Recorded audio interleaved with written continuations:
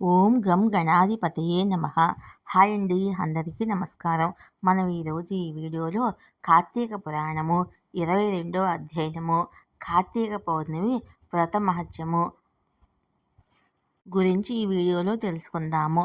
ఈ వీడియో కనుక మీకు నచ్చినట్లయితే లైక్ చేయండి, షేర్ చేయండి, సబ్స్క్రైబ్ చేసుకోండి. ఈ వీడియో లాస్ట్ వరకు స్కిప్ చేయకుండా చూడండి. Please subscribe me, support me. Thank you for watching. Karthika Puranam 22వ అధ్యాయము కార్తీక పౌర్ణమి వ్రత మహత్యము. తమ పురోహితుడైన సుశీలుని బోధనలు విన్న పురంజయుడు కార్తీక మాసాన విష్ణాలయానికి వెళ్ళి ప్రదక్షిణా నమస్కారములు చేసి షోడశ పూజలు చేసి గోవింద దర్శనం చేసుకొని కార్తీక పౌర్ణమి రాత్రి గడిపి తెల్లవారగానే రథాన్ని ఎక్కి కంఠాన తులసిమాలను ధరించి యుద్ధానికి బయలుదేరను. శత్రురాజులంతా గుమిగూడి పురంజయుని ఎదుర్కొన్నారు. కాంబోజరాజు తన సేన చిరాకుపట్టం చూసి తన పరాజయాన్ని, పురంజయుని విజయాన్ని గమనించి అవమానంతో పారిపోయాడు. మిగిలిన రాజులు కూడా ఎవరి దారిన వాళ్ళు తమ ప్రాణాలు రక్షించుకోవాలని పారిపోయారు. విజయంతో పురంజయుడు తన పురాన్న ప్రవేశించాడు. అగస్త్య మునీంద్ర, హరి అనుకూలంగా ఉన్నప్పుడు శత్రువులు కూడా మిత్రులుగా మారతారు. అధర్మం ధర్మం అవుతుంది.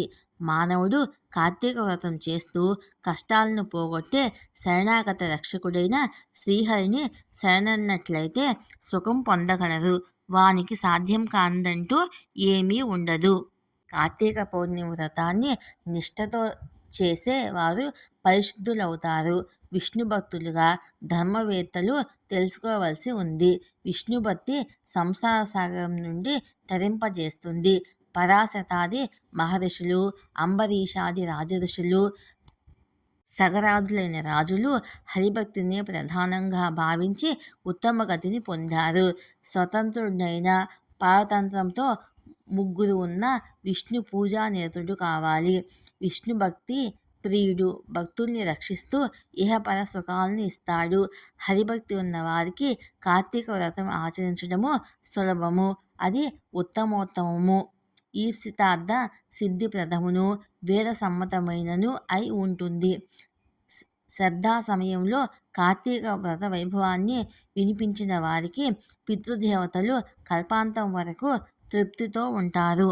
ఈ వీడియో కనుక మీకు నచ్చినట్లయితే లైక్ చేయండి, షేర్ చేయండి, సబ్స్క్రైబ్ చేసుకోండి. ఈ వీడియో లాస్ట్ వరకు స్కిప్ చేయకుండా చూడండి. ఇలా చేయడం వల్ల ఈ వీడియో మరి కొంతమందికి రీచ్ అవుతుంది. Please subscribe me, support me. Thank you for watching.